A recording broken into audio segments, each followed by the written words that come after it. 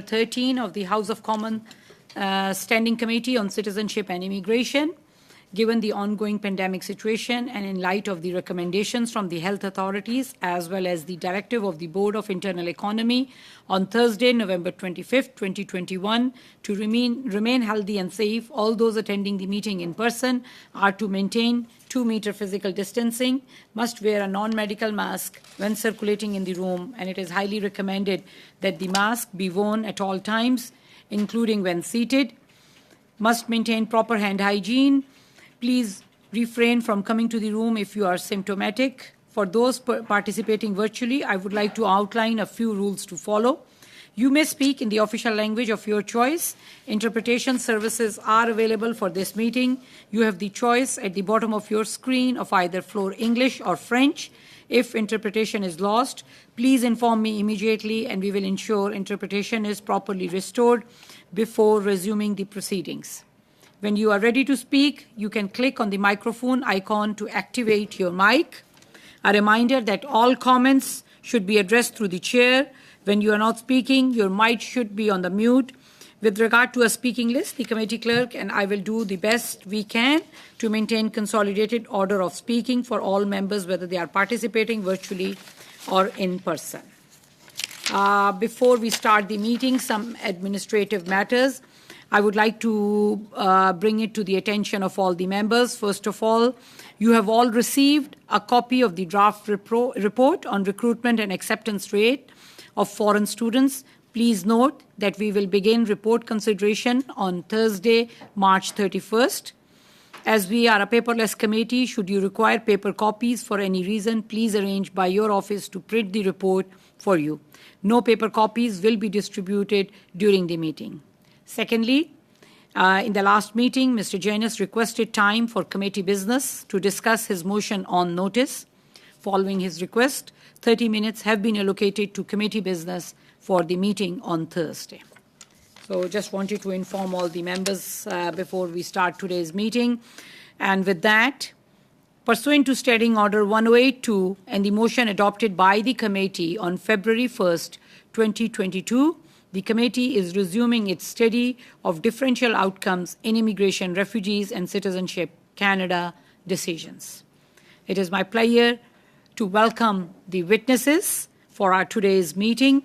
Today, in our first panel, we are joined by MD Sharifuzzaman, Regulated Canadian Immigration Consultant from Guide Me Immigration Incorporation, Gurpratap Khalas, Immigration Consultant from Khalas Immigration, and we are also joined by CIMM Rail, Director Foreign Affairs, and Nadia Ali, Diversity, Equity and Inclusion Specialist from the National Council of Canadian Muslims. On behalf of all the members, I would like to welcome our witnesses for appearing before the committee today. All the witnesses will have 5 minutes for their opening remarks, followed by the round of questioning. We will start with MD Sharifuzzaman. Mr. Sharifuzzaman, floor is yours. You can please begin, and you will have 5 minutes for your opening remarks.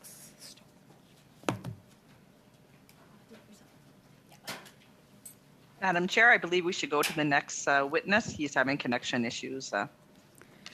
Okay, so we can go to Gurpratap Khalas, Immigration Consultant from Khalas Immigration. Mr. Khalas, you can please begin. Thank you, Madam Chair.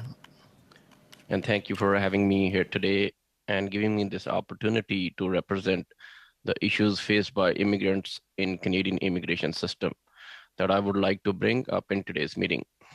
To begin with, the processing time for the applications that have already been submitted under provincial nominee program is taking way too long than the new potential applications.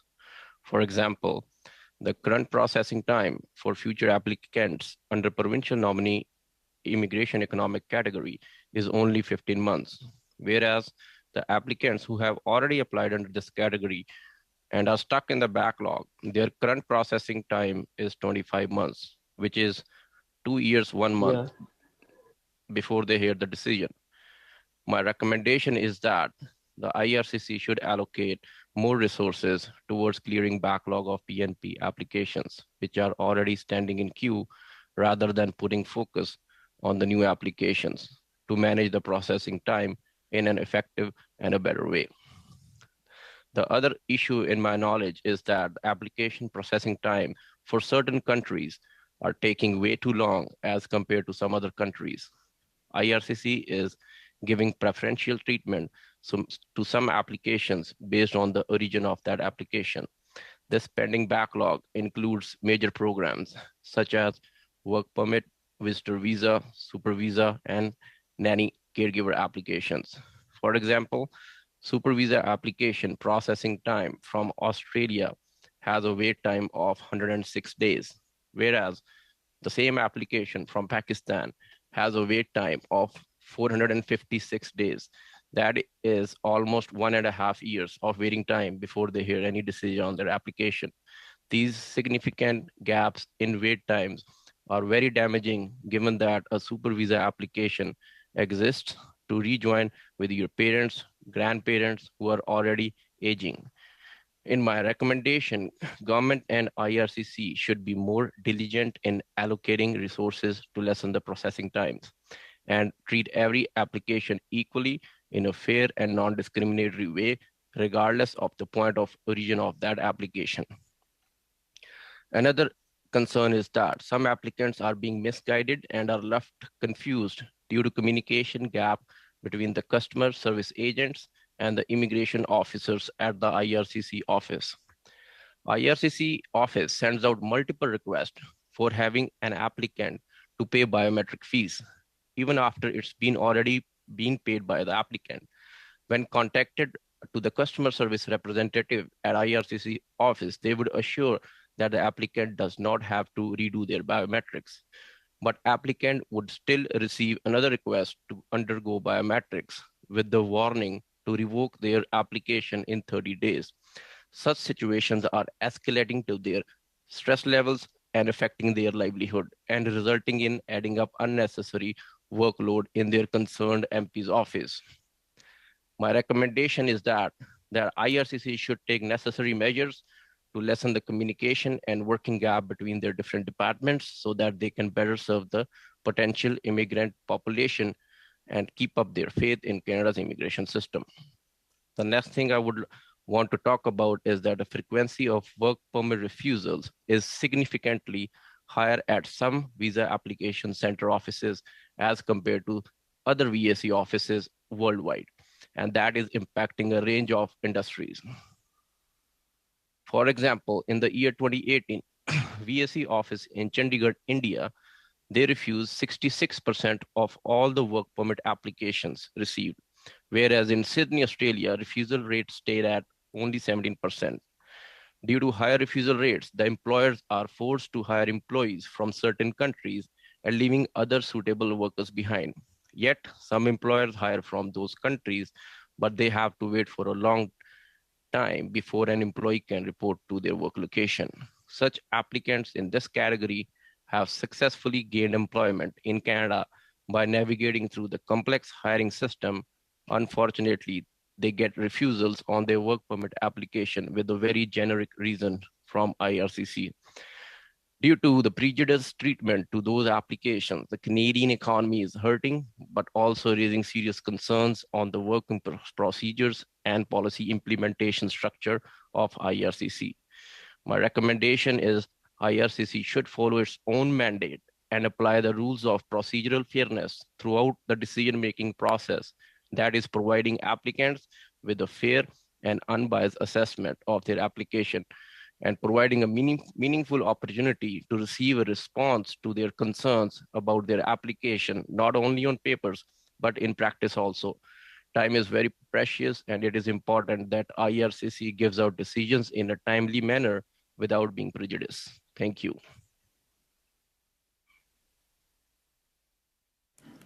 Now we can proceed to Mr. Sharifuzzaman. Madam Clerk, is he connected? Mr. Sharifuzzaman. Hi. Okay, I'm still struggling with the microphone. Can guess. you do with turning off your video? Is your sound working? Could we suspend Yeah, shortly sound now? is working Oh. absolutely fine. Yeah. Okay, Madam Clerk, we will suspend the meeting for a few minutes so that we can check in regards to the connectivity of the other two witnesses. The meeting is suspended.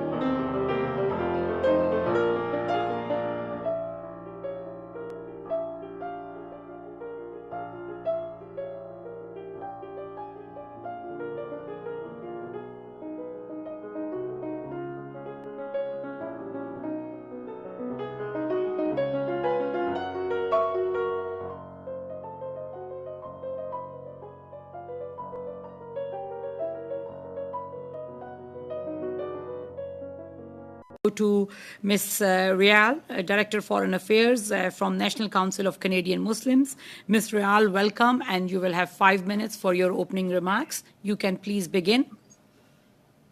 Thank you. Sorry, just ending with tech support right there. Apologies for that delay. Okay. Thank you, Madam Chair and members of the committee for the opportunity to offer our thoughts on Point this. d'ordre, Madame la Présidente. Je suis vraiment désolé, j'ai pas d'interprétation. Point of order. I don't have interpretation. Oh, wait. Yeah, I got it. It's all good. Thank you. Wonderful. Again, thank you, Madam Chair and members of the committee for the opportunity to offer our thoughts on this study. My name is CIMM Rial, and I'm the Director of Foreign Affairs at the National Council of Canadian Muslims. I'm joined today by Nadia Ali, the Diversity, Equity, and Inclusion Specialist for the Council. Now, the NCCM has a long-standing record of participating in major public inquiries, intervening in landmark cases before the Supreme Court of Canada, as well as providing expert advice. So to dive right in, the findings outlined by the Polera report, which this committee has already seen, are troubling and point to evidence of racism directed at IRCC's racialized employees. Concerns we hear at NCCM from federal workers and from immigrants and refugees constantly. We make the following 4 recommendations. First, We recommend that IRCC conduct regular reviews like the Polera report to end bias and systemic racism on an annual basis. Specifically, we also request that the audit requires that no body uses Islamophobic documentation in the determination of files. Second, we recommend that IRCC enshrines the principle of treating all equally. That must mean that everyone currently in Ukraine, for example, deserves fair and equal treatment. And those who are non-Ukrainian nationals do not deserve to be set aside in favor of white Ukrainians. Thirdly, we recommend that IRCC expedite refugee claims based on prior commitments, specifically towards Afghan refugees as well as Uyghur refugees. Lastly, we recommend that IRCC ensure that employee affinity or resource groups are institutionalized with adequate resources to support employees. We make the submission to the respected members of this committee during strange times. For decades, diverse Canadians have raised the flag that our immigration system fundamentally treats racialized people differently. Now Canada is saying the quiet part aloud in our response to the horrifying situation in Ukraine. Canada has established the Canada-Ukraine Authorization for Emergency Travel that eliminates normal visa requirements and does not specify a limit to the number of Ukrainian nationals who can apply. Now, any undocumented person in Ukraine or without Ukrainian citizenship is left without protection. The IOM estimates that could number up to 60,900 people, mostly from South Asia and Africa. What this has resulted in is a two-tier refugee admission process, one that prioritizes white Europeans and that leaves racialized groups in danger. It's a good thing that Canada is safeguarding those at risk in Ukraine, who are Ukrainian nationals. But war does not discriminate based on the color of skin. We cannot talk about systemic discrimination at IRCC when we are entrenching policies of marginalization at a time when people need us the most. Secondly, the issue before the committee of deferential outcomes grows more serious as the IRCC relies increasingly on technology to address its growing backlog of refugee admission cases. With the use of technology during the immigration intake process, IRCC risks entrenching inherent biases and flattening the refugee experience to misleading statistics. Recent evidence already points to factors like systemic racism being a significant issue with AI algorithms. To address the concerns raised in the Polera report, we recommend that regular audits like the Polera report become part of a regular annual internal review process directed at decision-making surrounding refugee and immigration cases, including an examination of sources cited by the IRCC to inform said decision-making. For example, in the past, the IRB has relied on documents produced by well-known Islamophobes like Daniel Pipes or Tom Quiggin. This is a practice that must immediately end. Regular audits would also involve continued and thorough examination of the IRCC's exploration of AI in their decision-making.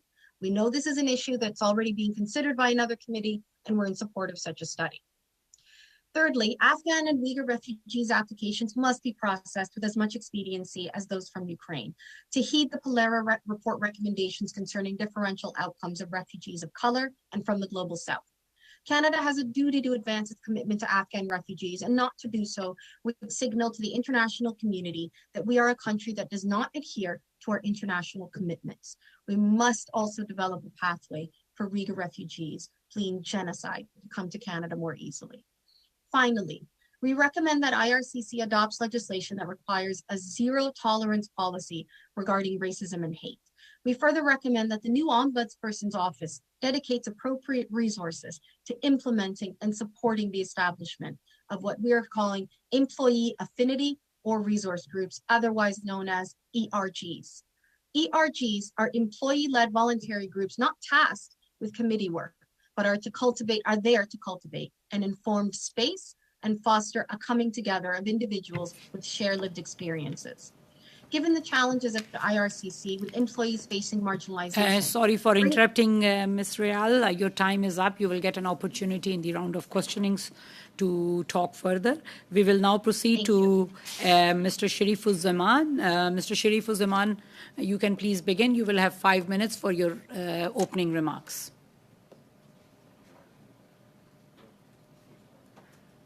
Mr. Sharifuzzaman.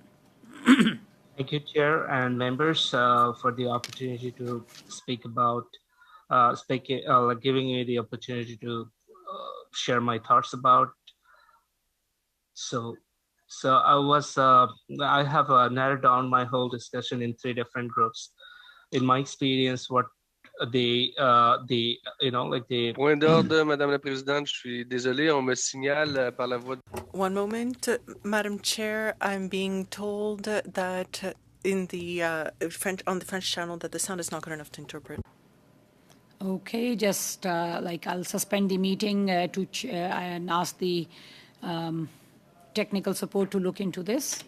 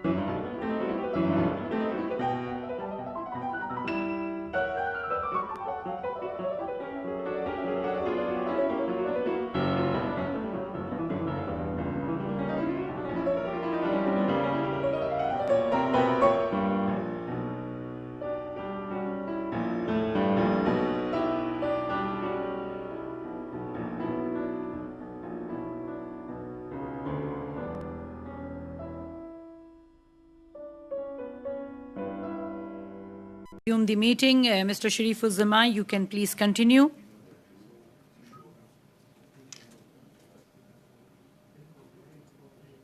Thank you. So, as I said, I have few concerns about the Family Plus, as the other member, she explained. Point d'ordre, Madame la Présidente, je pense. Point of order, Madam Chair. I think we're going to have to ask the witness to come back to another. Yes. Mr. Sharifuzzaman, sorry for that. The sound quality is not that good. That interpretation can be done. If you can please submit your submission in writing to the clerk of the committee, that can be circulated to all the members. I'm really sorry for that.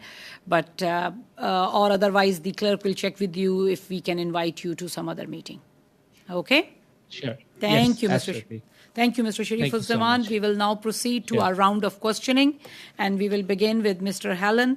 Mr. Hallen, you will have 6 minutes for your round of questioning. You can please begin. Madam Chair, I believe I'm going first today. Okay. So it's Mr. Redekop. Mr. Redekop, please go ahead. Thank you. Thank you to the witnesses for showing up or for your presentations. That was great. Mr. Cowles, it's good to see you. I know that you're from my home riding of Saskatoon, so I appreciate your perspective. And you gave some great examples there about the different ethnic and the different treatments that we see between the different ethnic or racial groups. And that's exactly what we're looking for here at the committee today. So I would trust the analysts took note of your examples and hope they'll be in the report. I just want to follow up with you on processing times for the various employment streams. I asked the immigration or the associate deputy minister last week from IRCC why it takes about 2 years for nannies to come from the Philippines under temporary foreign workers program versus only 4 days for, say, a public relations person, and she didn't have a good answer. What are some of your experiences on these different employment streams and the differential treatments when it comes to people's ethnicity and their race? Thank you, Brad, for the question. Yes, there is a differential treatment on this aspect for the different employment streams by the feds and provincial governments. So provincial governments, once they nominate a person to come to Canada and join the employers for their work permit, and the federals, they take about 2 years before they finalize their decision on the work permits. Let's suppose a guy from an applicant from India, there's a refusal rate about 83% in New Delhi office, but a person or applicant, if they're applying from Australia, the refusal rate is only 34%, as I mentioned in my opening remarks as well. So there is a differential treatment. This is not only affecting Canadian economy, but our economy in Saskatchewan at home in Saskatoon. So employers would be unable to find employees that they need for or a justifiable employment that they want to grow their businesses in back home. So there are different ways, but the federal and provincial governments need to coordinate with the international offices how they can overcome this the gap in processing time. There's a huge gap how they treat these different applications differently. Thanks. So you mentioned, Mr. Cowles, about some of the employment issues in Saskatoon. And so obviously when employers can't find the people that they need to work in the jobs that they have, this causes a great problem. So what is the detrimental effect on businesses and the economy in Saskatoon when these hurdles are put in place by IRCC? Can you describe that a little bit more, please? Yes, due to these hurdles, the effect of businesses not only in Saskatoon, but all over Canada would have a very damaging effect on the economy of our country, just due to high refusal rates, especially from certain countries, that employers would be unable to hire the qualified employees for their workload, for the employment opportunities that they have here in Canada to grow their businesses. And that would end result in less jobs and declining economy, not only for the immigrants, but for all over Canada. Yes. Thanks. As I've been an MP for a few years now, I've done a lot of work reaching out to the newcomer communities in the riding, and a common thread that I find among newcomers is they really want to make Saskatoon a better place to be. Yet they do face racism from the things that they've told me, and they often face it from the government. So you've worked with a lot of immigrants, not just when bringing them into Canada, but actually once they're here in Canada. And so I'm just wondering if you can comment on some of the differential treatments that happens to them from the government once they're actually here in Canada. So on that note, I have, in my personal experience, I have not faced anything like that they would face racism while they are in Canada. But on their applications, when they apply to immigrate or work in Saskatchewan or Canada or any other province, the racism exists in how they process their applications differently, depending on the region of that applicant, depending on the ethnic or racist groups. I haven't seen anything like that at provincial level, but I have been seeing this at federal level. Do you feel that the racism that you are speaking about from some of these foreign offices, do you think is that coming from the system that they have that they're using, or is it coming from the specific people in those offices? Do you have any comment on that? The system itself, as they started using technology to process the applications, the coding that the same people who are coding those programs, I'm not into technology much, but I see the same people who are coding those and embedding those codings into the system to process the applications. They may take into account those factors, which may affect the outcome of the application itself. One of the other things that we've experienced, at least in Saskatoon, is the CBSA. They're the agency that carries out deportations orders for IRCC. And I've had to intervene directly in some cases where it seemed like they were not being reasonable. Do you have any experience with CBSA and how that relates to the IRCC and maybe racism that you might see there? Fortunately enough, I have not had any bad experiences with the CBSE working style up till now. But I cannot say the way the things are going right now with I may see few in the future, and then I would like to comment on that again in the future. Excellent. Just in the remaining time that is not there. Okay, I guess we're done. Thank you. And we will now proceed to Mr. Ali. Mr. Ali, you will have 6 minutes for your round of questioning. You can please begin. Thank you, Madam Chair, and thank you for all witnesses for being here. Ms. Ali, Ms. Royal, you were not able to complete your opening statement. I think your time was up. Can you please complete that? I think it was just few more sentences were left, I guess.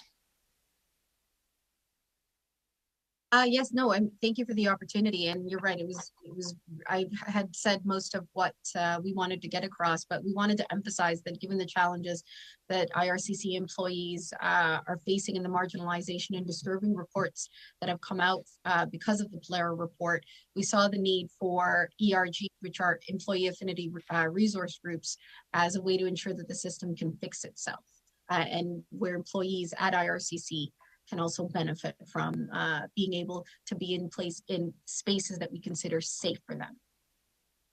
Okay, great. Thank you so much. My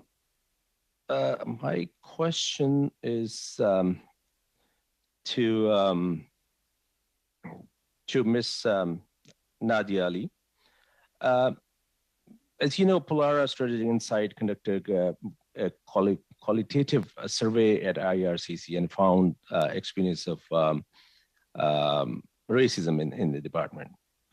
While IRCC has taken steps to address the issue raised by Pollara report, in your opinion, what further steps should the department take to address this issue?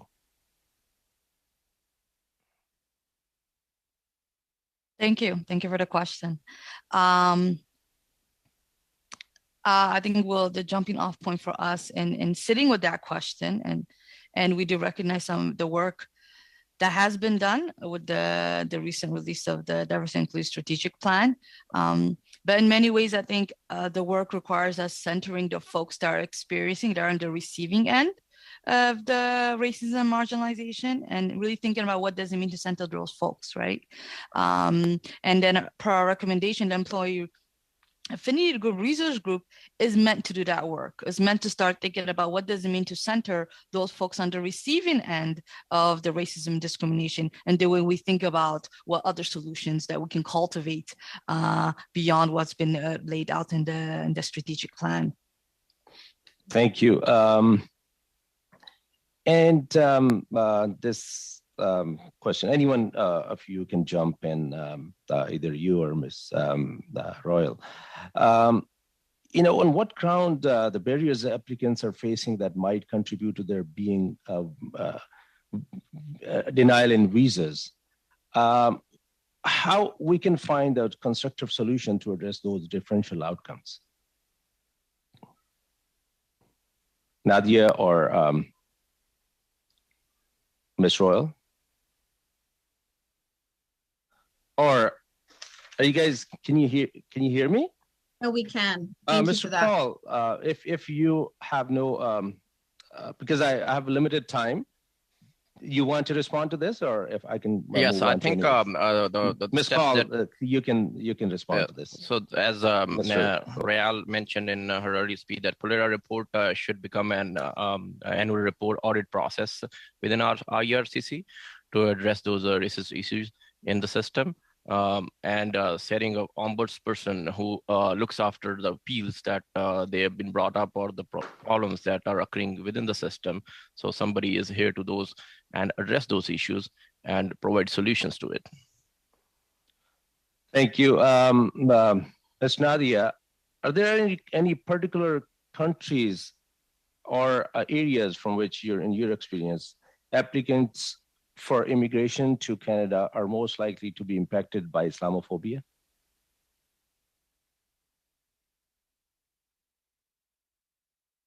Apologies, I was having a meeting question, but I think Dr. Real is best to take that. Yeah, no, I can certainly take that question. And part of our submission outlines how IRCC makes its decisions by sourcing information and websites from known Islamophobes. And much of that work targets Muslim majority countries, including Afghanistan, Pakistan, Syria, and Iraq. So fundamentally, our push is to suggest that whatever has come out of the Polera report, the glaring experiences of racism, as well as the racist comments directed at certain, country of origin files, it impacts on those country of origin files, and many of those are Muslim majority countries. I should add Nigeria to the list as well. Thank you. Could you share any of your experience with the committee? Any story of individuals who have been denied entry to visa, entry to Canada, and who have had application refused and common stated reasons for their application refusals? So unfortunately, at NCCM, we don't work directly with immigration or refugee intake processes, but we do consultations with communities that are affected. So when we talk to the Afghan community, for example, when the 40,000 commitment was made, we started hearing from the onset that there were processing and bureaucratic issues that delayed priority groups being able to access, their claims being brought forth. Madam Chair, my time is up. We'll now proceed to Mr. Brunel Dessep. Mr. Brunel Dessep, you can please begin. And, Merci, Madame la Présidente. Je veux remercier. Thank you, Madam Chair. I'd like to thank the witnesses who are here today who will help us draft this report and make recommendations for this very important study. Ms. Rayal, I was listening to what you were saying, and I wanted to talk about what you just said, because we had a witness appear during this study who, Mr. Christian, that was his name, and who told us that in terms of racism at the RCC, a cat is a cat, or, a duck is a duck, even if it's uncomfortable. Everybody's uncomfortable with racism, of course, but we have to be able to call it what it is. IRCC is currently calling it unconscious bias. Is it racism outright? Should we be using that word? Yes, we should be using the word racism, and we can define what kind of racism it is, right? So anti-Black racism and Islamophobia, anti-Semitism, these are very common forms of racism directed at particular groups. But my colleague Nadia Ali also speaks and directly works with IRCC and other federal agencies to look at these issues. So I'll refer to her on some other strategies. Merci. En fait, ce que vous nous dites. Thank you. So what you're saying is that we need to be able to call a problem what it is, name it properly if we want to deal with it. Mr. Cals, you said earlier that the Canadian economy is suffering because of the treatment that some applicants receive. We hear that there's a workforce shortage in Canada. Isn't it contradictory to hear that there's differential treatment while Canada says that it still needs people to come here and work? I mean, that's one of the solutions, immigration, that is, and people coming in to help us with the workforce shortage. I'd like to hear what you have to say about this. Yes, thank you for the question. There is a worker shortage in Canada and in every province that we are witnessing and reading on the reports. But if that shortage has to be addressed, there's only one way. That's the immigration system has to be polarized or made in a systematic way that every application is treated equally without being prejudiced about the point of origin of that application. See, I work very closely with the provincial nominee programs. So once an employer here nominates a person to be in Canada and join their workplace, the responsibilities lie with the federal government to issue them the work permit. But they are being, like, if you see the reports and data of different VAC offices around the world, there is a huge difference between the refusal rate of different countries. As I mentioned in my comment, the New Delhi office in India has a refusal rate 66%, and compared to Australian, only 17% refusal. So a person who's applying from India may have hurdles that Australian would not have. And this is impacting the economy back here because the employers, they won't have their people from India, but then now they have to pick and choose from where they should be getting their employees from.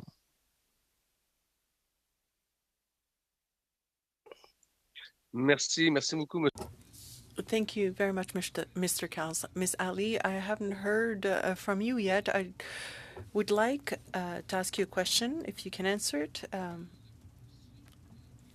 A number of witnesses have stated that it would be good to have, and it would change a lot of things at IRCC to have an ombudsman position created there, because the mandate would be better protected for the department, but also the officers at IRCC would be aware that there would be an independent ombudsperson looking over their shoulder, because we don't have that right now for any kind of problems that crop up. Do you think, what do you think? Do you think it would help to have an ombudsman position for IRCC? Thank you. Thank you for your question. The short answer to that is yes, but a fuller answer to that is, in many ways, the way we thought about the potentiality of employee resource groups is connected to this ombudsman person. What does it mean to create, safe, inclusive spaces, and having a person independently that concentrates and focuses on that will open up different kind of avenues of really, taking the conversation to another level, and just tying in what you said earlier. In many ways, having a person that does that work will be able to explicitly tackle what needs to be tackled through an anti-racist perspective, right? Explicitly naming the work that needs to be done is the work of anti-racism, right? Not unconscious bias.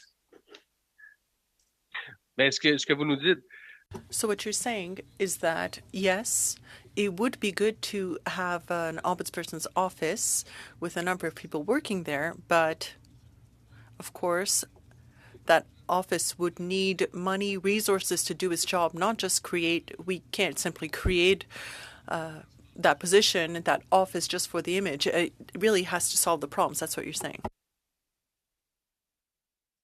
That's exactly what I'm saying. A well-resourced office that has the ability to move things forward. Merci beaucoup, Madame Ali. Thank you very much, Ms. Ali.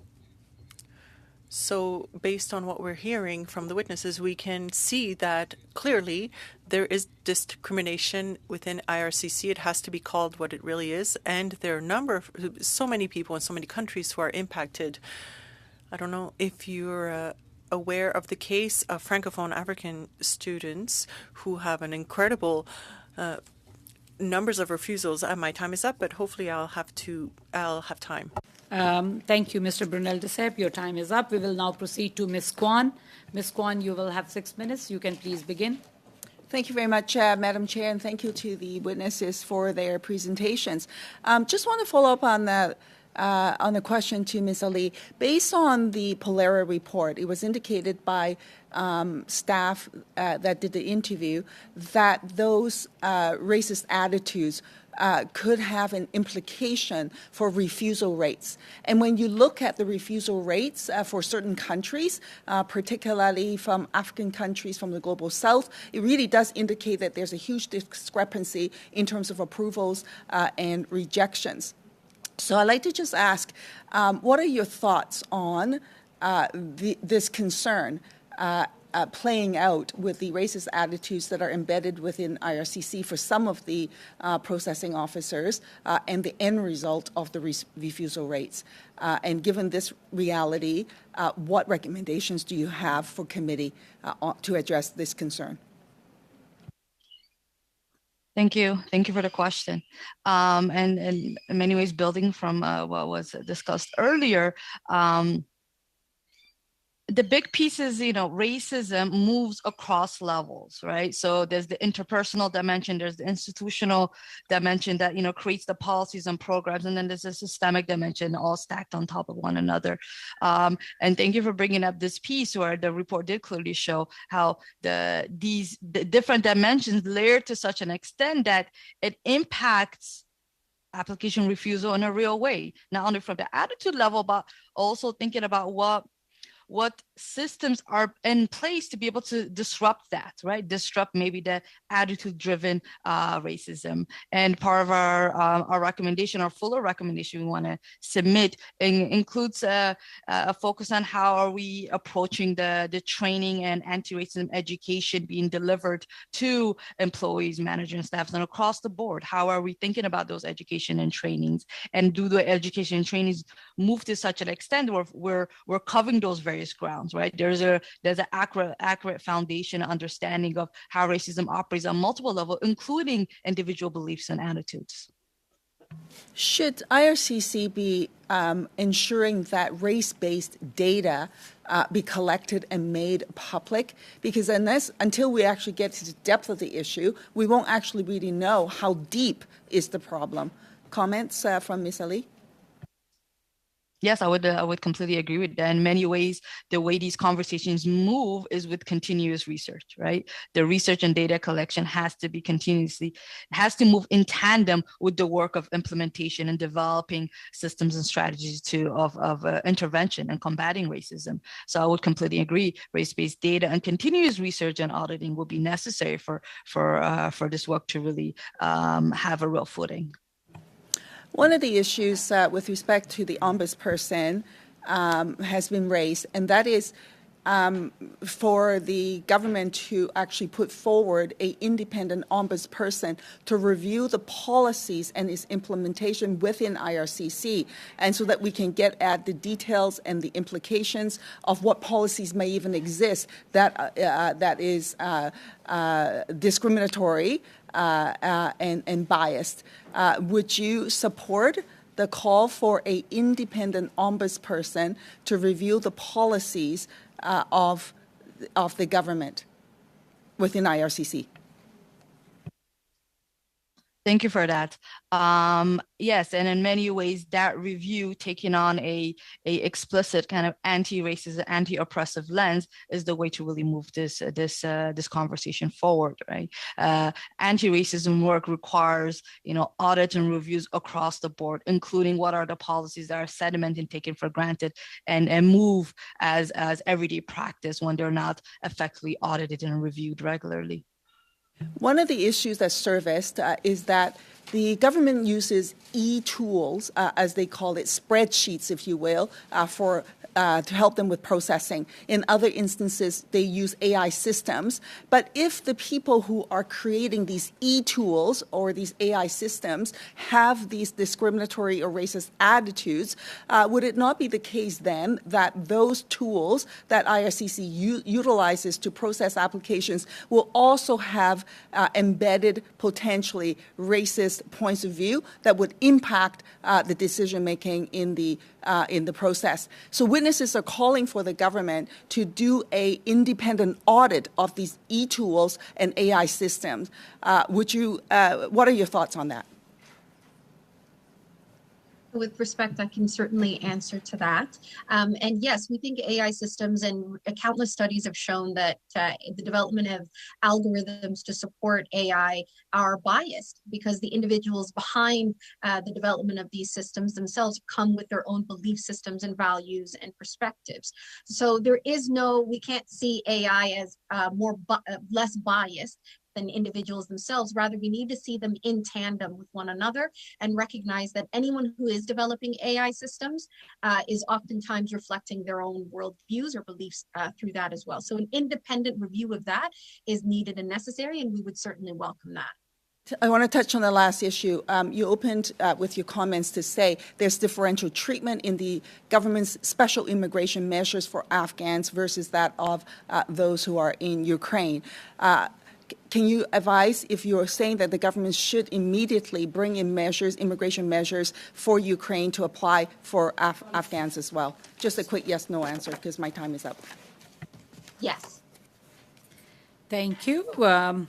Now we will go to our second round of questioning, and based on the time, we will have 3 minutes for Mr. Benson, 3 minutes for Ms. Kaya Baga, and then 90 seconds for Mr. Brunel Desep and 90 seconds for Ms. Kwan. Mr. Benson, you can please begin. You will have 3 minutes. Thank you, Chair, and thank you, witnesses. I'd just like to follow up on some of the question that we just heard. Last week, we had a professor here, Gideon Christian from the University of Calgary, and he was talking about the AI, and he has a documentation that says the IRCC is actually using AI to automate visa approvals, and there are plans to use AI to also automate visa refusals without human review at all. No human review, just the AI making the decision. Can you comment on that? And I assume that you would be against that you would want some human interaction on making these decisions? Yes or no? Or, I mean, in terms Yes, absolutely. of the human reaction part of that. Yes, absolutely. And, AI algorithms, there has to be human oversight. There has to be somebody who is a part of the processing piece. We can't leave AI to do the work independently because these systems themselves don't function as accurately as we would like. On top of that, the refugee experience is so diverse across so many different, communities, and the consequences of not visa refusals based on a broad set of criteria without taking into account certain nuances. So for example, if the criteria is mothers and children before young men, for example, we're not understanding, AI can't understand where vulnerabilities exist, right? In some instances, particularly in conflict contexts, young men are targeted significantly for their ethnic background or their, for other issues that affect their identity. So I think leaving it independently to AI leaves a lot of room and expands the window on bias. Mr. Kells, you have any thoughts? Yes, the beliefs, if somebody is embedding the codes and their belief system is racist, we cannot take care of one's belief systems. So I think a proper training procedures would help up to a certain point. The human oversight is necessary for AI systems, but we always need an audit process, a fairly audit process to address these issues. And also, we need data and research to be published publicly on IRCC. The data for the different VAC offices all around the world were published until 2016. But after 2016, we had to make a special request to get the data, how many refusals has been done in different VAC offices. So yes, we need a proper training mechanism for the people who are dealing with AI outcomes, and to overlook those oversights as well, a kind of measures and a system to take care of this. Thank you, Mr. Benson. Your time is up. We will now proceed to Ms. Kayabaga. Ms. Kayabaga, you can please begin, and you will have 3 minutes. Thank you, Madam Chair. And I'd just like to thank the witnesses for being here. And given that I only have 3 minutes, I'm going to go really quick on my questions. And I just want you to know, Mrs. Rael and Ali, that I also believe that AI, generally speaking, can be very discriminatory. And it really does depend on the algorithm and who's setting the algorithm, right? Like, it's important for us to talk about who's behind the algorithms behind AI. But I'm curious to know if you're aware that after we collect information through AI, through IRCC, that it is also reviewed by people. And I think someone had mentioned, Mr. Christian, who mentioned this last time, he did mention that he's aware of that. I wonder where then we would target our work to make sure that it's not discriminatory, and what kind of work we can do behind that. If you can comment on the algorithm and where the dissension really needs to happen to make sure that it does not continue to be discriminatory. And I'll go to both of you. Yes, really quickly. Thank you for that. And I think the first point of contact should always be a person. It should be a visa processing person. And I think AI, in many ways, algorithms aside, work better in the host country, right? And being able to do that sort of final check of approvals as opposed to being the first line of assessment. And I'll turn it over to my colleague, Nadia, if she has any further comments. I would just echo what Dr. Rael said. I'll just echo what it said. I think the first line of contact and thinking about what are the intervention points across the kind of the journey point that AI takes where contact and review needs to happen. So it's a multi-pronged review. So the both of you agree with me that the algorithm and who sets the algorithm and who's behind that is really, really important. You did talk about the ombudsman's person. Quickly, in my one last minute left, can you be specific on what roles you would want this person to take in IRCC? Nadia? Sure. Yes. So just quickly, at least at a high level, I think the focus of that role ideally would be one overall to ensure the safety of racialized communities. What does that mean internally? How do we create safer spaces, safer and enabling workspaces for all, right? That looks like developing ERG affinity groups. That looks like thinking about what anti-racism education looks like. And that also looks like what does review, research, and data collection regularly look like, right? So I'll just leave it there. And quickly, since Madam Chair has not stopped me, you did talk about having regular reports through IRCC that basically would give us an idea of what's going on. Madam Chair, I know my time is done, but can I get a submitted response to my question on how IRCC can continue to build on these reports and make sure that we get them in our emails, please? Yes, your time is up, but if I can request the witnesses to please submit the answer to this question and to the clerk of the committee, and that will be circulated to all the members. Thank you. Now we will proceed to Mr. Brunel Desepp for 1.5 minutes. Mr. Brunel Desepp, you can please begin. Merci beaucoup, Madame la Présidente. Thank you very much, Madam Chair. Mr. Cowles, you just referred to the opacity of IRCC in one of your answers when we're looking at the delays that are happening for the requests being put in during the pandemic, and also the Chinook system, which we mentioned earlier today. How opaque is the department? Why is it that opaque? And what advantages could we see with IRCC if it was more transparent? Thank you for the question. The advantage is if the IRCC is non-racist and non-discriminatory in applying their policies and measures, we would see a difference in the economy here in Canada. When employers who hire the people from different countries and they are non-biased processed by the IRCC, we would see a non-shortage of employment in Canada. That would automatically boost our economy in Canada here. Rapidement, Madame Réal, il me reste pas beaucoup. Ms. Réal, quickly, I don't have much time left. Do you think that the IRCC department is too opaque? There's not enough transparency? Yes, there isn't enough transparency, and I think transparency should be embedded throughout all the internal review and audit processes.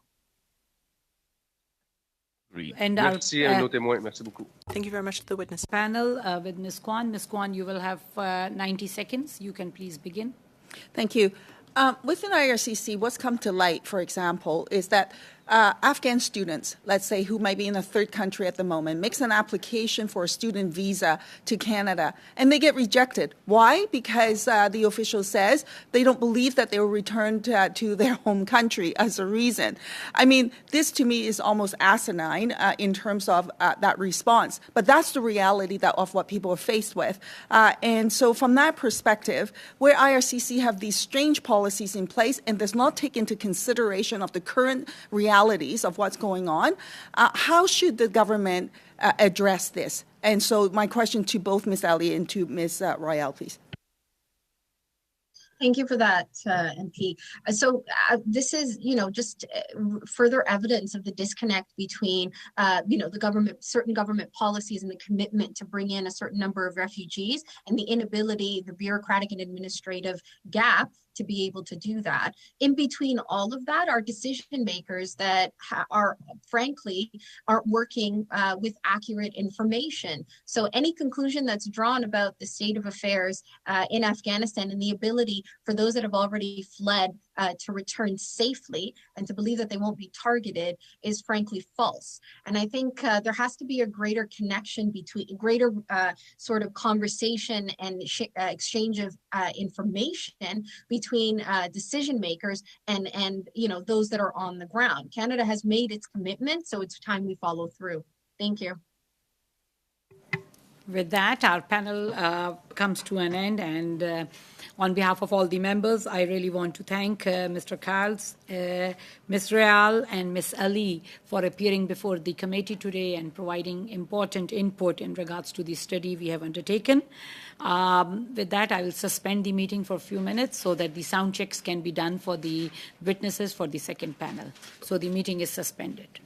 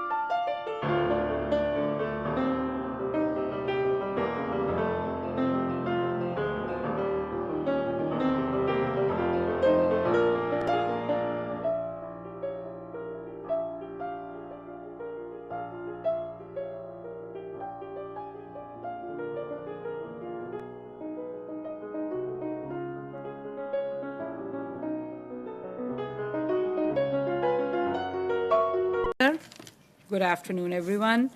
I would like to welcome our witnesses for this panel. In this panel, we are joined by Arlene Ruiz, licensed and regulated immigration consultant and recruiter from Alexine Immigration and Employment Services.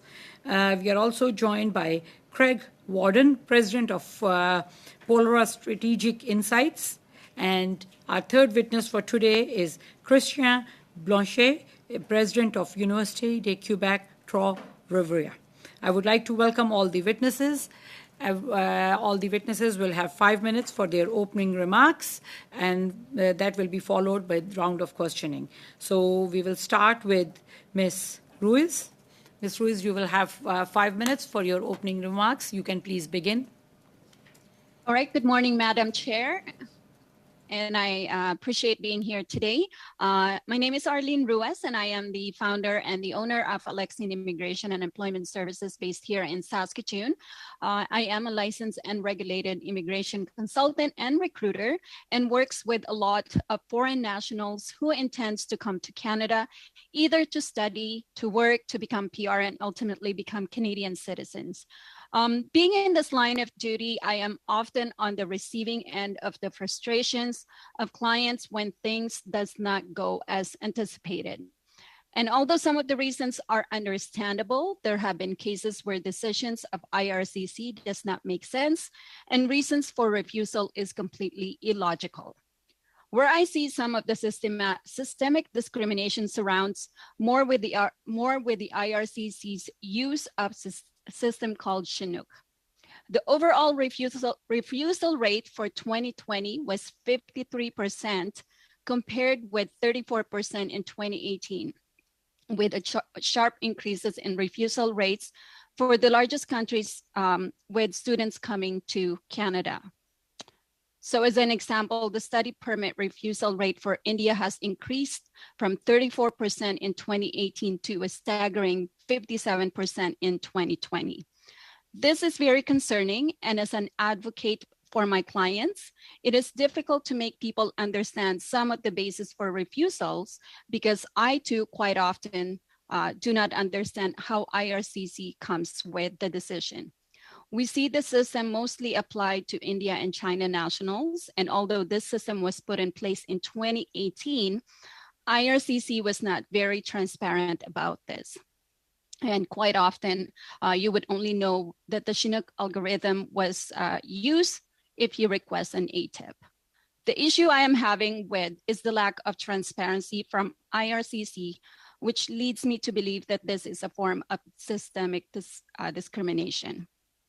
IRCC needs to be upheld to a higher accountability by way of transparency. Chinook was introduced in March of 2018, and refusal rates increased significantly. Study visa refusals rate jumped from 34% in 2018 to 40% in 2019. Furthermore, refusal rates has increased from 40 to 53% in 2020. Most of the refusals are just getting a template message, which may totally be unrelated to the person's case. And even though IRCC has emphasized that Chinook is not an AI system, I beg to disagree. The other point that I would like to bring up today as part of my observation for the Polaris strategic study is that it is clearly apparent as well that there is systemic discrimination with the way IRCC is handling the issues with Ukraine versus the refugees from Afghanistan. I would like to believe that Canada is a country that promotes diversity and inclusion. However, I feel as though Ukrainians are given a favorable treatment in comparison to the Afghan nationals. The question I am asking is Canada helping Ukrainians in their desperate time of need because they happen to look like us or dress like us or pray like us? Or do we reserve our help exclusively for them while denying the same help for others? There seems to be a double standards in our country's international response. But if it was really about humanity, then they would treat all of those trying to escape violence equally. I would also like to issue the highlight that the issues that surrounds those who have applied under the caregiver pathway The higher percentage of the applicants from the under this pathway are from the Philippines, but the processing time has been an extensive amount. And because of the lengthy processing, majority of the applicants' relationship distress are often causing a breakdown in the relationship, marriage falling apart, children reaching the age of majority, and all other cases. In some other cases, the employer either have already passed away, and I have personally heard and witnessed some of this, or the person to be cared for has already reached the age, as in the case of the child care, where care providers are no longer needed. While other application stream requires higher urgency, my recommendation is for IRC to allocate more resources to facilitate the speedy processing of applicants, which are often, left out, feeling they are being pushed back in the back burner and feeling neglected and unimportant. Thank you. Thank you, Ms. Rose. Your time is up. We will now proceed to Mr. Warden. Mr. Warden, you will have 5 minutes for your opening remarks. You can please begin. Floor is yours. Thank you. Good day to all members, witnesses, and observers of the committee's proceedings. Thank you for inviting me to appear on behalf of Polaris Strategic Insights to answer your questions about the research project we conducted on behalf of Immigration, Refugees, and Citizenship Canada, or IRCC, as I'll tend to say, in the first quarter of 2021. It is an honor to participate in the committee's important work, and I hope that I can be of assistance. Since the committee has already read our research report, and I only have 5 minutes, I'll provide a quick summary of objectives, methodology, and the key findings of the study. In 2020, IRCC conducted an employee survey that revealed that significant proportions of racialized employees consider racism to be a problem within the department. Pollara was not involved in that research. However, we were contracted by IRCC to conduct focus groups to gain greater insight into the perceptions, attitudes, and experiences underlying these survey results. The primary objectives of the focus group study were to gain insight into the impacts and nature of racism that was witnessed and experienced within the department, identify strengths and failings of the anti-racism mechanisms currently in place, and gather input into the creation of programs and policies that will be effective at dealing with racism at IRCC and its impacts. In order to accomplish these objectives, from March 18th to March 26, 2021, we moderated 10 two-hour online focus groups and 1 in-depth one-on-one interview amongst a cross-section of 54 IRCC employees from various levels of the organization. Participants were chosen from among those who, when completing the survey in 2020, had indicated a willingness to participate in a follow-up study, as well as those who expressed interest in participating in these focus groups from an internal call-out to volunteers within the department. Participants included both racialized and non-racialized employees and employees from various roles and sectors of the department. We structured many of the 10 groups into like audiences, with 4 groups dedicated to hosting only employees identifying as Black, 1 group hosting employees identifying as South Asian, and 1 group hosting employees identifying as East Asian, or the individual communities that comprise those ethnocultural or racial categories. We also included groups that hosted employees representing a range of different racialized backgrounds, and 1 group amongst non-racialized employees. Due to the qualitative and opt-in nature of the study, results cannot be deemed representative of the IRCC workforce as a whole or specific cohorts within it. The findings are directional and indicative rather than statistically significant and representative and definitive. However, the value of qualitative research lies in the in-depth explorations of attitudes and experiences amongst key audiences.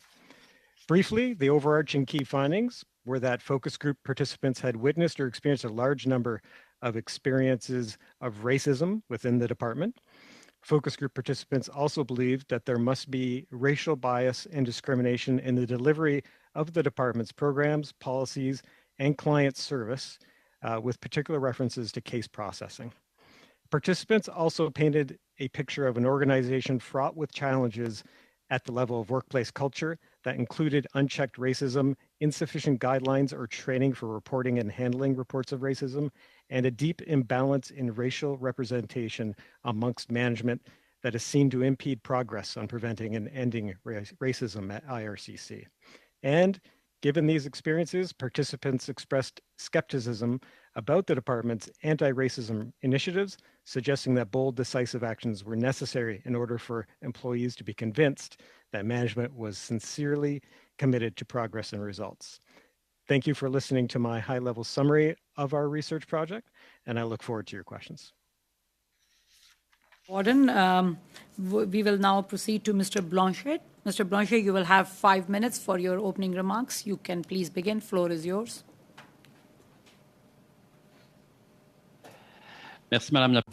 Thank you, Madam Chair. Distinguished members of the committee, on behalf of the University of Quebec and Trois-Rivières, I sincerely thank you for giving me the opportunity to tell you about the situation, challenges, and problems the university is confronted with in trying to recruit internationally. I hope that my statement will help you first better understand the situation, and second, really understand the negative consequences that the differential outcomes of the RCC's decisions can have on our university and other regions that require this new potential with talented students would represent and who want to come here. There are lists we would rather not top. In last February, Le Devoir stated that there was that our university was at the top of the list when it came to the rates of refusals for study permits for 2019 to 2021. I'll give you some numbers because they speak loudly. 78% rate of refusal in 2019, 88% in 2020, and 79% in 2021. The average for all of Quebec is between 39 and 48%.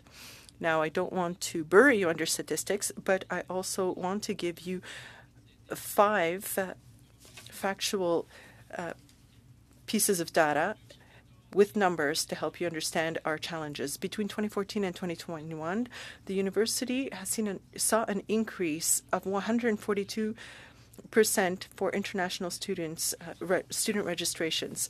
And now, if we look at just for the same period, just for the African portion of the students, it was 280%, and the proportion of students from Africa is set to 65% at our universities for new international registrations, and that was in fall 2019, and this is the most significant proportion in Quebec's universities. But those throughout the province, we're only seeing 18% of students coming from Africa. Over the past 3 years, for each student who is able to obtain a study permit, 9 are refused. Can you imagine the effort and the investment in terms of human and financial resources for these frustrating results, both for us and for the candidates? This frustration is also because of the reasons for the refusal and even the complete lack of response in certain cases. Some of the reasons for refusal, there are 3 main categories. This is the first category, and I'm quoting here, I'm not convinced, I'm rejecting your application for the following reason. I'm not convinced that you will leave Canada at the end of your authorized period. Second reason, I'm quoting again, I'm not satisfied that your proposed study program is reasonable based on your previous studies and your previous professional experience and compared to other local study opportunities. And the third reason is related to financial capability and the proof of financial capability. And things are very variable from one country to another. There are notable inconsistencies, unfairness, and contradictions between what elected officials and the state are saying and the decisions made by officials and the government representatives. The state, the government, the country want to welcome and retain talent, but the system keeps refusing them. Let's remember that universities are very important vectors for integration that helps us retain people in these regions once they have finished their studies. I would add that access to higher education is a major issue an important one for youth from Francophone countries of Africa. In Canada and in Quebec, for example, for the Mauricie and Central Quebec regions, it's crucial to have their dynamism, their vitality for our development, and this is very important from a social, cultural, industrial, scientific, and human perspective. Thank you very much. Thank you. Thanks to all the witnesses for their opening remarks. We will now proceed to our round of questioning, and we will begin with Mr. Helen. Mr. Helen, you will have 6 minutes. Floor is yours, please. Go ahead. Thank you, Madam Chair. Thank you to all the witnesses. My first question is for Ms. Ruiz. And, you know, I will say that we do share the frustration, especially with some of these rejection rates. And I know you're boots on the ground, so you deal with these people and their emotions hands-on. And I can only imagine with the backlog and it growing, how things are really frustrating for you. You know, we're talking about racism and we're not seeing very many results right now. Do you feel that racism plays a role in this mounting backlog that we're seeing in RCC right now, and how so? Thank you for that question. I do believe it does play a major role. I'm not going to say that a lot of the reasons is mostly because of racism, but I do believe that it does play a major role. I mean, the number speaks for itself. The rate of refusal speaks for itself, and it's undeniably standing there right in front of our very own eyes. And you are right, it's very difficult for us immigration consultants when we have to go back to our clients and we say, unfortunately, the applications has been refused. And quite often we would request the ATIP, but that too takes a very long time to get a response back. So then again, there's all those factors, and you know, I'm looking at the numbers, and I do believe that it does play a major role in the mounting backlog. Definitely is affected somewhat by racism. And like I said, I'm not going to say a lot of it is because of that, but definitely I would say it attributes to it. Thank you for that. You know, you touched upon caregivers, and I just wanted to, you know, in a minute, if you could kind of sum up, like we've seen this program, it seems like it's failing because there's no action being taken on it. And we know there's so many people, especially from the Philippines, that are looking for caregivers from there. Can you please, you know, elaborate a little bit more on some of the hardships that your clients, and I can imagine most of them are from the Philippines, are facing because of these backlogs, these delays, and you know, complete ignorance from or ignoring of that program? Yes, and a lot of my clients do feel that they are neglected because, as an example, I have somebody that just got her permanent residency, but that took 11 years. The marriage, unfortunately, fell apart. The first time she applied, it was refused, and then I kind of stepped in and helped her. But then again, even the second time around, it took like at least 3 years. Is that acceptable? No, especially when you see families falling apart. Let us remember that the number one pillar of the Canadian immigration is family reunification. Is it materializing? If you were to ask me and advocating on those caregivers, no. The other thing that I should point out as well is the employers. I mean, I have clients that have been waiting for a number of years, and IRCC has implemented a change in the caregiver program, committed to 12-month processing. 12 months after, no one has been able to come on a work permit. Is that acceptable? No, especially in the case of somebody who's quadriplegic. I mean, is it fair for employers to wait that long? No. So I speak very passionately about the caregivers, not solely because they are from the Philippines, as I do help clients from all walks of life, and advocating on this caregivers and the employers, it isn't fair. Absolutely, and I fully agree with you on that. Now, my last question before I move on is, we've seen this issue with Chinook right now, and we're hearing about undertone of racism built in within the algorithms. What are your concerns with the AI system right now? Well, my concern with the AI system is, first of all, I think the first line of approach as far as receiving the applications should be the person, a human being actually looking at those applications, and not an AI system, because, you know, an AI system would not be able to see a vulnerability where it exists. And I think putting into that the human perspective, I think it's always a good idea to have a person first look at the application, assess the eligibility rather than the other way around, because AI system is definitely not working, as we have seen with the increasing and staggering increase of refusal rates. So I am very, very deeply concerned with the use. And also, I mean, the AI system was created by a group of IRCC employees. So they do come with their own belief system. So how, I always think, is it affecting the way the algorithm is set up? Possibly. So that's my biggest concern with that.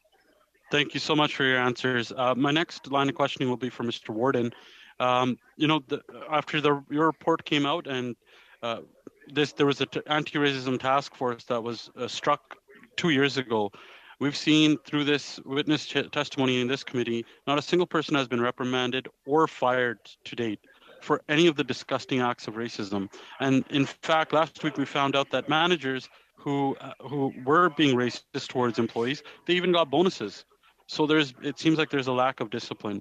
Do you feel that lack of discipline or no one being reprimanded, like how can that be addressed? How can we address that racism that's happening? Well, you know, I do have to sort of stick to what we heard in our research efforts. And there we actually heard a number of suggestions from the participants. One of them, and I heard it in the previous panel, was to institute a permanent anti-racism ombudsman that had resources and teeth. So that was a definite response that we heard from the respondents. We also heard that there needed to be more accountability. So you needed to create a system for reporting incidents and Mr. Warren, feedback sorry for interrupting. Time is up for Mr. Hallen. You will get an opportunity to speak further as we go into a round of questioning. We will now proceed to Mr. Dhaliwal. Mr. Dhaliwal, you will have 6 minutes. You can please begin. Thank you, Madam Chair. Madam Chair, my first question is going to go to President Warden. According to the study, IRCC's mandate was a key factor in employees feeling devoted and gratified in their profession. What would you recommend going forward to ensure long-term progress against microaggressions and other forms of micro-levels of racism at IRCC? Can you pinpoint key elements of IRCC's mandate that employees, specifically the employees from visible minority communities, consider imperative in their role at IRCC? Thank you.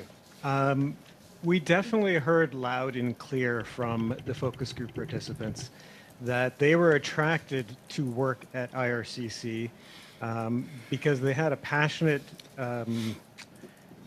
alignment with the mandate of IRCC. Many of the employees at the junior levels are a product of immigration, whether as a first generation or a second generation Canadian. And they came to IRCC with a lot of excitement, passion, and empathy to sort of fulfill the department's mandate. So when they are witness to racism, bias, discrimination within the department or in its policies in terms of how they're executed, it's led to a fair bit of demoralization and disappointment. What we heard from them, and this sort of follows up on the previous question as well, is that we did hear recommendations in terms of accountability to create a system for reporting incidents and providing feedback anonymously, creating a permanent anti-racism ombudsman, a better commitment to training both senior employees and junior in anti-racism and intercultural competency. So they know what is wrong and inappropriate and what is right and appropriate in their interactions with both employees and your client groups. And that is something that they saw that was severely lacking, that there's really no processes in place in a real effective way to report on these instances or to take action on them when they do, and to do so in an accountable way. they do want to see a greater encouragement of each employee to be responsible, to speak up when they hear racist or discriminatory or microaggression utterances or activities at the workplace, in an effort to create a better culture, a better corporate culture at IRCC. They also would like to see changes to how hiring and promotions are done at the department.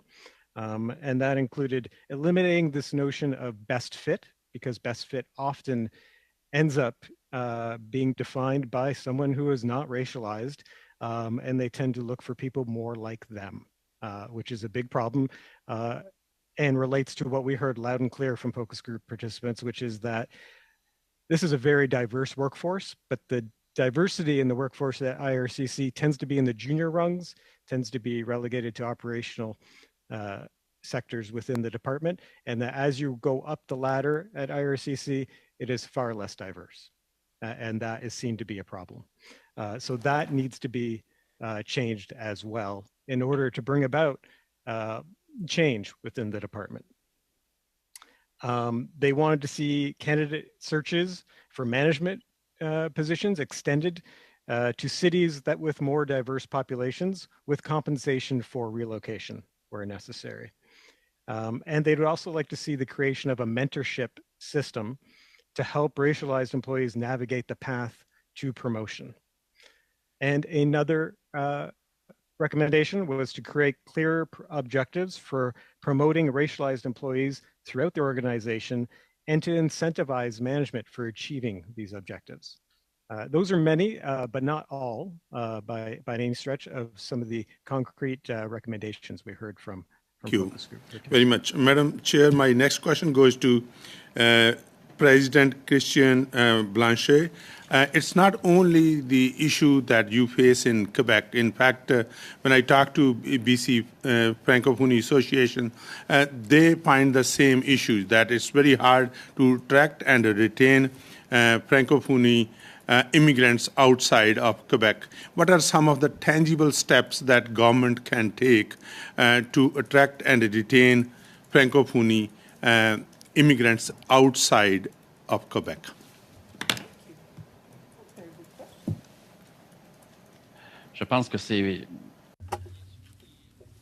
I think that we have to properly support Francophone communities outside Quebec and to create a vibrant French language life and environment in those areas.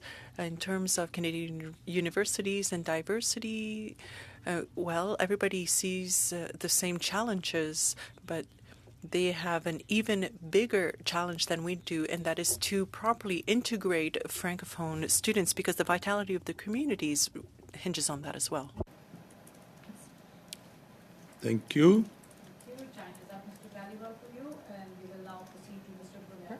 Mr. Brunel-Desep, you will have 6 minutes. You can please begin. Merci, Madame la Présidente. Thank you, Madam Chair. I'd like to thank all the witnesses who have taken the time to appear before us with this very important study. And thank you for providing recommendations so that we which will be drafting. Mr. Blanchette, I like your name, but you retain my attention for other reasons as well. For example, in Chicoutimi, Central Quebec, and elsewhere in Rimouski, there's only 29% of students approved, and it's 70% in McGill, only 21 or 29% with you. So we, at your university, so we see that it's Francophone students from elsewhere, but especially Africa, who are discriminated against, because these are all, and this all represents broken dreams for these young people. You told us a little bit about the impact on Quebec society. They will have bachelor's degrees and so on. They'll have done their studies here in Quebec, and they'll have job offers and so on. But I would like to hear what the impacts are on your university of this rate of refusal. Well, for a university that does international recruitment, well, we all have to do it. All universities have to do that. It leads to better research and to attract more students, and it also provides better training for our Canadian and Quebec students because they are exposed to this great diversity in points of view. Universities are very rigorous in assessing these files, these applications. We have tools and grids for assessing the applications to help us assess the initial training and studies that these students have had, and it gives us an idea of whether they'll succeed and how well they'll succeed in our university. So it would be to be able to accept somebody, to attract somebody, that's a major point for us. We put a lot of effort into it. So the challenges of recruiting students in French is very much larger and very much bigger for the universities in our region and throughout Canada, in Quebec as well. The differences you pointed out between the UQAC or our university and McGill are very different.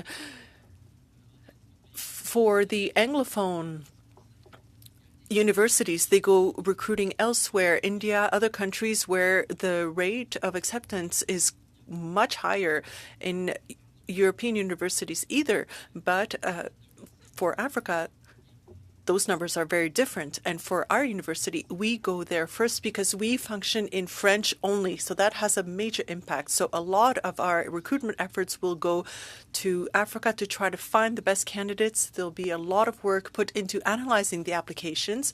And then the results are very unfortunate, even if we are able to increase our numbers a little bit.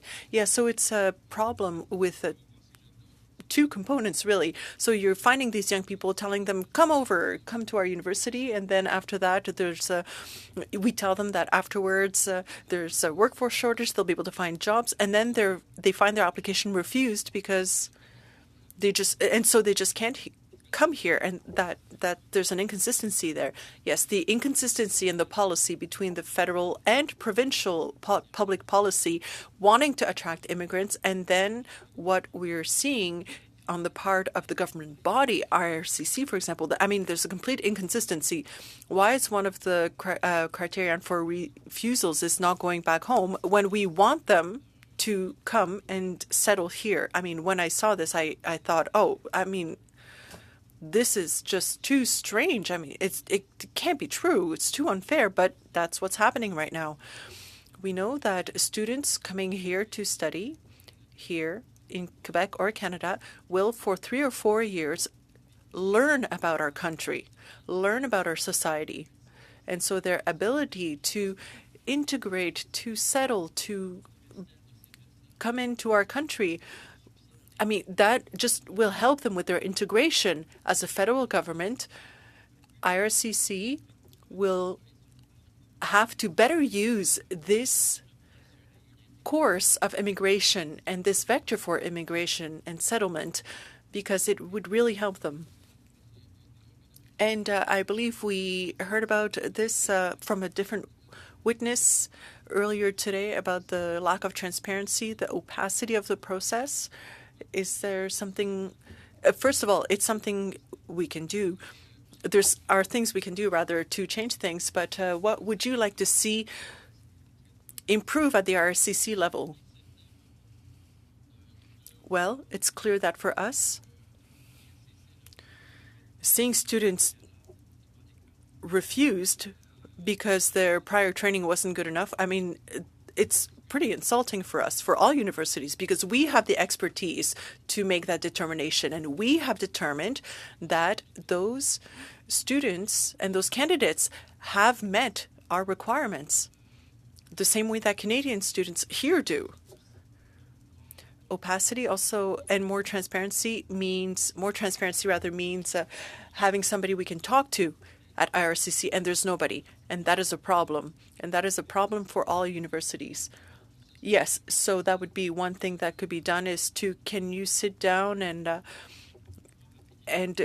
have somebody that you can call? Yeah, just somebody to call. That's right. Thank you very much. Mr. Brunel de Sapp, we will now proceed to Ms. Gazan. Ms. Gazan, you will have 6 minutes. You can please begin.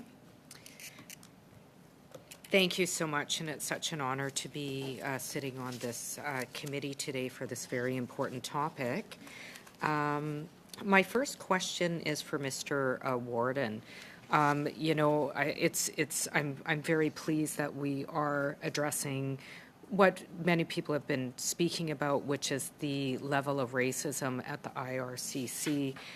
This is a critical study, and I know in your report you pointed to specific examples in your report, including from some respondents who noted widespread internal references to certain African countries as, in quotes, the dirty 30, and stereotyped Nigerians as particularly untrustworthy. Of course, those stereotypes and comments are unacceptable and completely abhorrent and deeply, deeply troubling.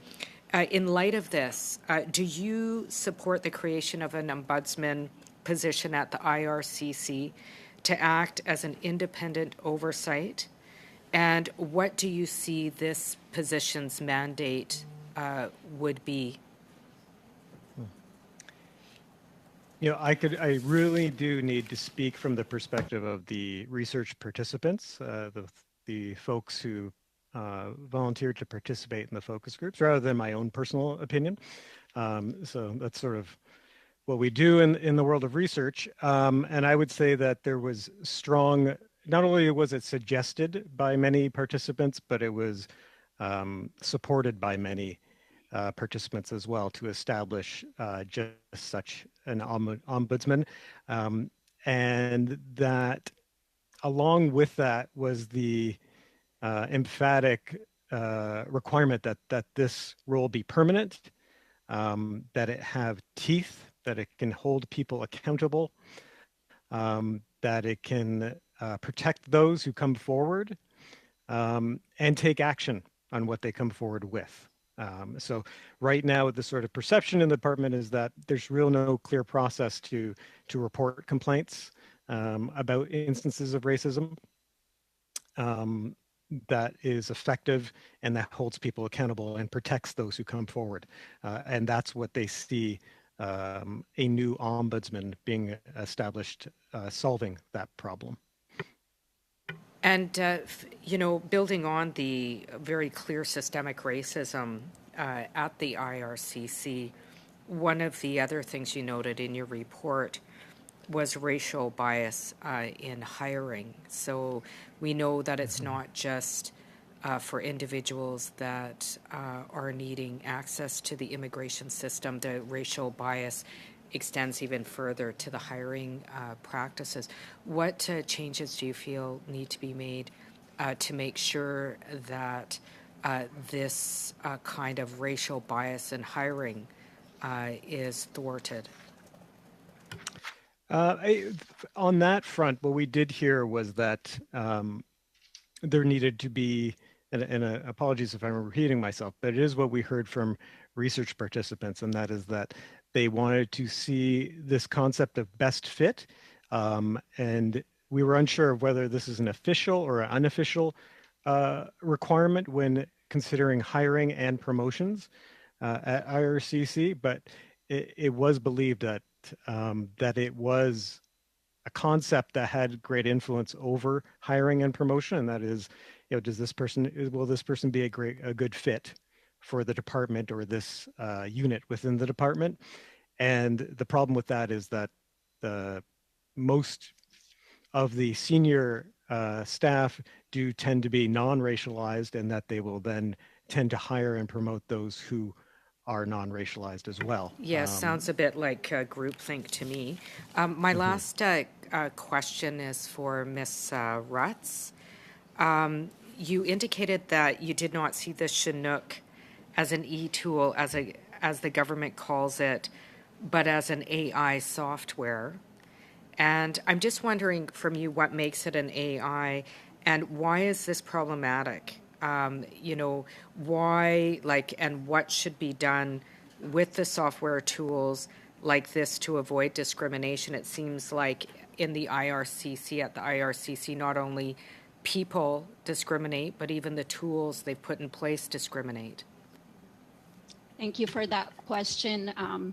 Well, you know, AI, IRCC indicates that it's not an AI system, but I do strongly believe that it is.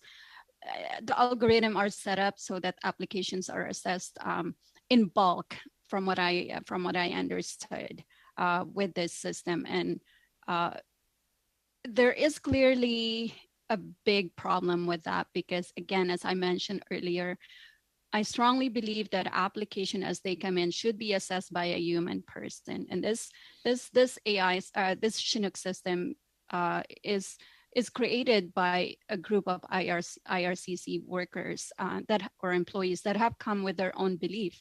And I think it largely influenced how these applications are assessed, right? There has to be a clear transparency from the IRCC with this system.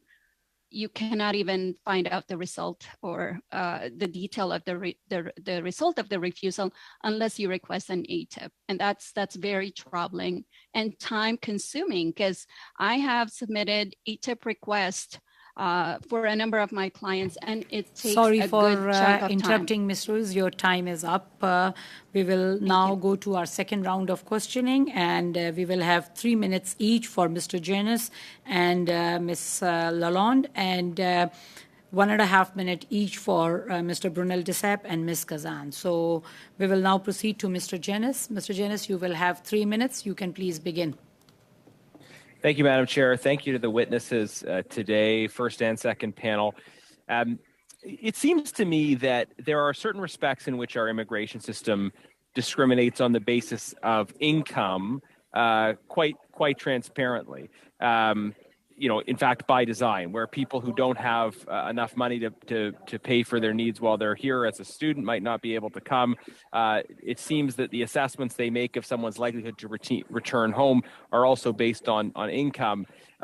So I'd like to hear the witnesses share a little bit about how we can disaggregate discrimination on the basis of income and discrimination on the basis of race. In some of the country comparisons we're doing, there's differences of race and religion, but there's also differences of income level. So it might be maybe more useful to look at, let's say, comparisons between countries of similar cultural, racial, religious makeup, but significant differences in income, and see how those played out. I'd be curious for any of the witnesses to comment on this, how we can disaggregate questions of discrimination on the basis of income from discrimination on the basis of race or religion. Si je peux me permettre, Monsieur Genius, quelquefois c'est. If you'll allow me, sometimes it's quite difficult to do so. I'll give you an example. In Africa, in the Francophone Africa, actually across the continent, we have requirements that we need biometric data before being able to process the application. Well, on the African continent, the candidate has to basically go from one end of the continent to the other to access those service points, whether you have money or not. That is a fundamental barrier to accessing Canada. Thinking that there's only one, imagine if there was only one point of service in Canada, in Toronto, for example, for people to submit their biometric data. I mean, you can't even imagine that. And that could be one way that shows an ethnic, cultural, as well as economic bias. Did maybe the gentleman from Polaro want to weigh in on that? I mean, specifically what I'm trying to understand is how can we identify the presence or magnitude of racial discrimination when it's mixed in with other data points? I mean, one way it seems might be to compare outcomes for, let's say you look at Brazil and Cuba, different income levels, but ethnoculturally similar. Or maybe if you're comparing wealthier Muslim majority countries in the Middle East with less wealthy ones. Can we find out more about the magnitude of racial and religious discrimination by those kind of comparisons? I think that the previous witnesses' comments are spot on, that it's hard to disaggregate these things. From the perspective of our research study, this was that was outside of the scope. We were speaking to employees about their experiences and their opinions about instances of racism within the department as employees, but also in terms of the execution of policies. So the idea or the impact and relevance of income didn't Sorry really for come interrupting, up. Mr. Warden. Time is up for Mr. Janis. Yeah, no We problem. will now proceed to Ms. Lalonde. Ms. Lalonde, you will have 3 minutes. You can please begin. Floor is yours. Merci beaucoup et merci beaucoup à tous les. Thank you very much, and thank you to all the witnesses today. My question will be focused on Mr. Walden. One of the issues for me was confidentiality. Often, we're asked to take part in research. Now, the confidentiality of data is an issue. When I fill out surveys, we're told, oh, it's okay. Fundamental pillar of public opinion research is to maintain anonymity of participant. I think it's the success of any research and certainly while protecting the privacy of the respondents, so they do not reveal the information that cannot identify them. Can you speak to the importance of maintaining anonymity when it comes to public opinion research? Absolutely. It is the core principle of all research that we do at Pollara and within the industry at large. It is a promise that we make, the promise of anonymity to all research respondents, and it is held sacred. It is something that we are absolutely committed to, and we did so in this study. So when writing up the report for this, our moderators were quite careful. There are some things we simply couldn't include in this report because it might reveal the respondent's identity. So we were very careful with how we wrote up this report. Donc, qu'est-ce que vous insinuez? So what are you insinuating? If that data was requested, it could put in perspective or cast some doubt on the confidentiality aspect that you had promised participants? That's right. Yeah, we would never share anything. And in fact, these focus groups were not recorded. So all that we have are the moderator's notes, and we are not sharing the moderator's notes. All that we are reporting or sharing is the actual report. Merci beaucoup. Thank you very much. Perhaps Mr. Blanchette, then? There were many subjects that were very troubling, and we studied that under the other motion regarding international students. Very quickly, could you tell us more about the gap between the message politicians are selling out and the officials, the bureaucratic officials in visa processing for students? Well, when we say workforce shortage, both at the federal level, where we say that the immigration policy is a way for us to make sure we have replenish our workforce, our demography is such that we won't be able to meet our own needs for professional workers in Canada without immigrants. And in Quebec, the unemployment rate is very low, and that's true elsewhere as well. So we hear immigration is the solution. Mr. Blanchet, time is up for Ms. Lalonde. We will now proceed to Mr. Brunel Desepp for 1.5 minutes. Mr. Brunel Desepp, you can please begin. Merci, Jean. Thank you. I'd like to thank all the witnesses again for being here with us today. It's my last chance to talk to you, Mr. Warden. From what I understand from what you said is that there are potentially people who are racist working at IRCC. We know that that's happening. That's true, but they are not being sanctioned in any way. Is that what I'm understanding? What we heard from the focus group participants is that They witnessed reports of racism, and that they felt that these people that they had reported on never received permanent or very stringent punishment for their actions. Merci, Monsieur. Thank you, Mr. Warden. Ms. Ruiz, I don't have much time, but I want to come back to something you said. You said, or somebody said, some say rather, that there was already biases before Chinook was put into place, but that problem was amplified when that system was put into place. Do you share that view? Yes, I do. And I think the number speaks for itself. The staggering higher rate of refusals are a true indication of that, in my opinion. Donc, quand on parle d'intelligence, so here we're talking about artificial intelligence. We could perhaps get rid of the word intelligence there, if you'll allow me to put it that way, because currently there are people suffering because of software that was put in place by the Government of Canada. Thank you very much to each and every one of you. You have been fantastic in helping us. We'll be drafting a report with recommendations. Have a great day. Thanks. Mr. Brunel-Decep, and we will end our panel today with Ms. Kazan. Ms. Kazan, you will have 1.5 minutes. You can please proceed. Thank you so much, Chair. And, you know, we've heard a very disturbing testimony, not shocking, unfortunately, but certainly very disturbing. And I know that witnesses at the committee have suggested that there should be a further study to follow up with some of the disturbing findings and to probe deeper into the concerns that have been raised, and certainly come up with a list of calls for action. So my question is for Mr. Warden.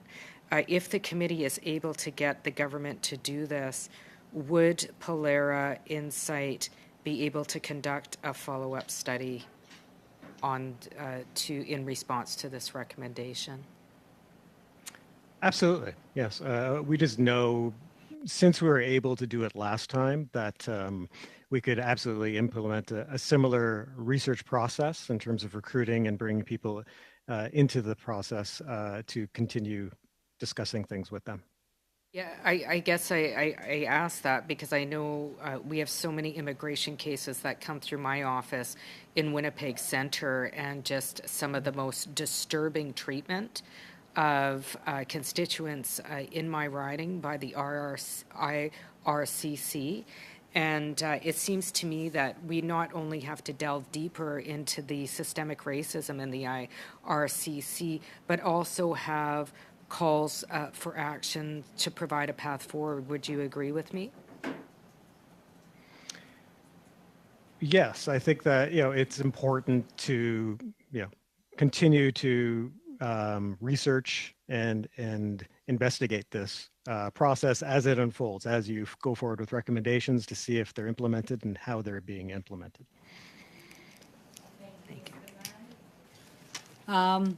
With that, our panel comes to an end, and on behalf of all the members of this committee, I want to thank all the 3 witnesses for appearing before the committee today. Your input is really very important as we go into the drafting of this report and making recommendations. So with that, the panel comes to an end. Is it the will of the committee to adjourn the meeting? Okay, the meeting is adjourned. Thank you. Merci beaucoup.